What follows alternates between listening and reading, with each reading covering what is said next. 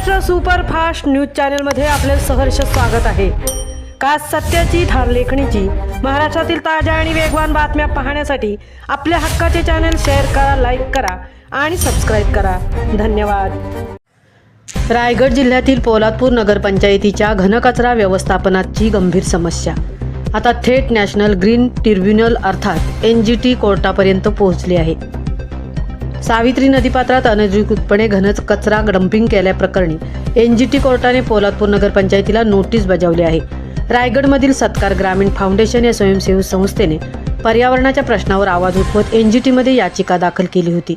या तक्रारीनुसार पोलादपूर शहरातील संपूर्ण घनकचरा कोणतीही अधिकृत प्रक्रिया न करता थेट सावित्री नदीपात्रात टाकला जात असल्याचा गंभीर आरोप करण्यात आला आहे।